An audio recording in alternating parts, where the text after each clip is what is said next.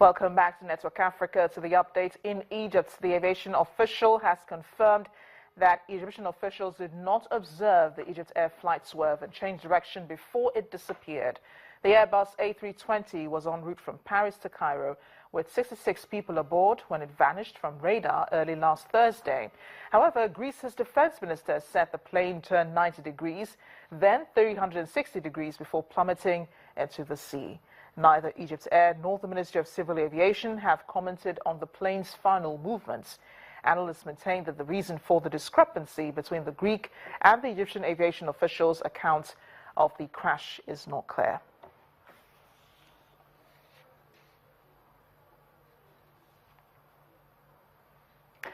The Voice of America's Edward Uranen is on the phone from Cairo. He joins us now on the program. Edward, thank you for joining us on Network Africa. There were a lot of contradictions, specifically between Egyptian and Greek authorities, the Egyptair plane swerving just before the crash. Do you know whose account is the most accurate?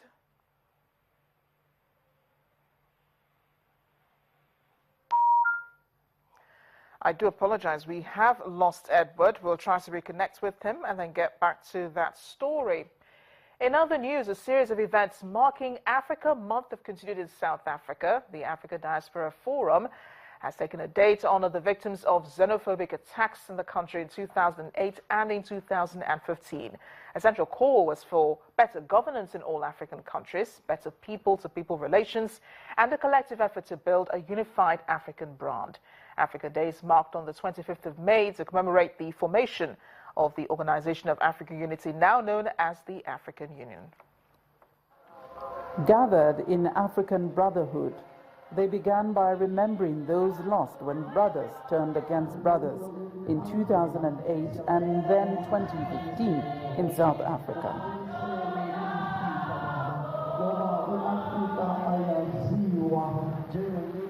The chairman of the African Diaspora Forum, Mark Bakfo, linked the chain of poverty, hopelessness, migration, and the often frosty bond between the migrants and their hosts to bad leadership in respective countries.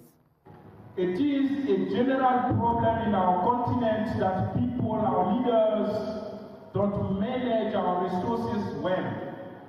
Civil society organizations should be strong to put pressure on people that we elect in power.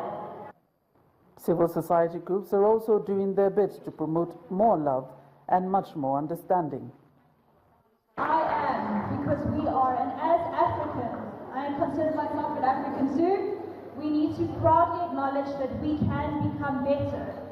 And not only during Africa Month, but every single day, and we can make this continent great as it once was. Remember the souls that have been lost through these fights and say, not again, not in our name, and we all work together because there's a bigger brand that we are managing, the brand Africa. An anti-apartheid veteran who spent years in exile across Africa is doing just that.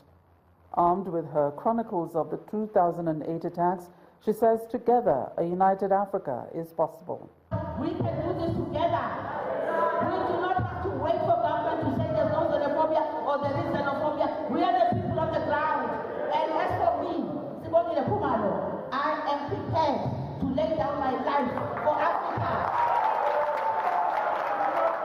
It will take a...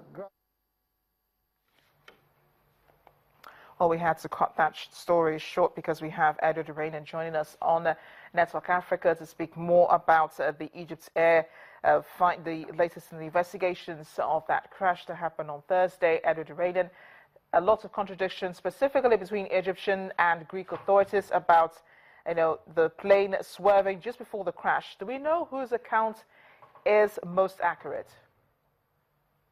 Unfortunately, we do not, because it's difficult to prove either way. Both parties are insisting that their versions are correct. I really would be reluctant to go one way or the other.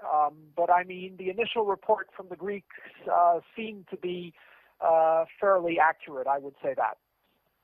So what's the latest information coming from authorities on both sides as regards the crash?